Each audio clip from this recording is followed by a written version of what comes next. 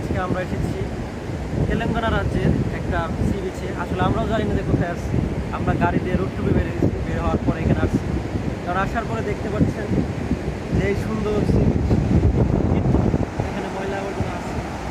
আর এর মধ্যে আরেকটা ফান ফ্যাক্ট হচ্ছে গিয়ে যে আপনারা ফিল করেছেন একটা কখনো যে আমরা আশেপাশে পানি আছে, পানি সমুদ্রের একটা কথা আছে, সমুদ্রে চারিদিকে পানি, পানি খেতে পাই না।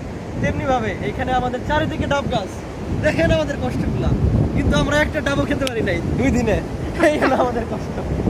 আমাদের ভাইয়েরা বলতে ভাইদের কাছে যাই।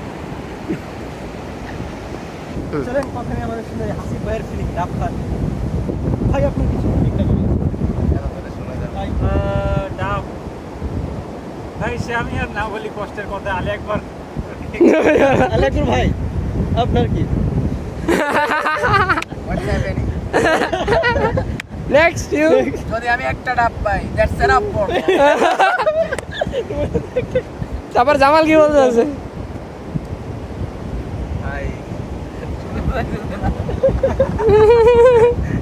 উনি ভাষা হারিয়ে ফেলছে, কিছু বলতে পারতেছে না। ভাষা হারিয়ে ফেলেছি।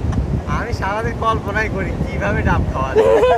একটু আগে ভাইয়ের সাথে গল্প করছিলাম যে শুয়ে আছি, যদি এটা এসে পড়ে ওনার মুখের উপরে তাহলে কি হবে। তাই বললো আজ জীবনের তো অনেক ডাব খাওয়া সব মিটে যাবে। এখন ডাব নিয়ে আমাদের আমরা আরো আমরা আমরা হার মানি না এখনো। আমরা এত সহজে গিভ আপ করবো না। ডাবের এই চেষ্টা চালিয়ে যাবে, স্ট্র্যাটেজি ইউজ করে। হু টুক দ্য ভিডিও। আমার ফিলিংস যদি তোমরা জানতে চাও, ওই জানতে চাও ইচ্ছাটাই দ্যাটস এনাফ ফর ইউ। আমার কথা আমি একটু শেষ করে দিই। বাইরে তো অনেক কিছু দেখলো, ও তো অনেক কিছু বললো। ডাব এখানে থাকবে, তুমিও দেখছো। কিন্তু আমি ডাব একটা চুরি করতে গেছিলাম, চুরি আমি নিতে গেছিলাম। যা দে আমার বলছে চারিয়াপা, চারিয়াপা। আমি বললাম কি হলো হঠাৎ করে চারিয়াপা, মানে এই দেশের ভাষা বলে যে কি খুঁজতেছি আমি। তাহলে আমি যে বলছিলাম ডাব কিনবো, তখন উনি বলতেছে কি উনি নাকি ডাব দিয়ে ওষুধ খাবে। ঠিক আছে, তার মানে এই দাঁড়ালো তুমি ডাব যেখানেই দেখো সে কোনো না কোনো কাজে লাগাবে, তারপরে তুমি ডাব খাবা না।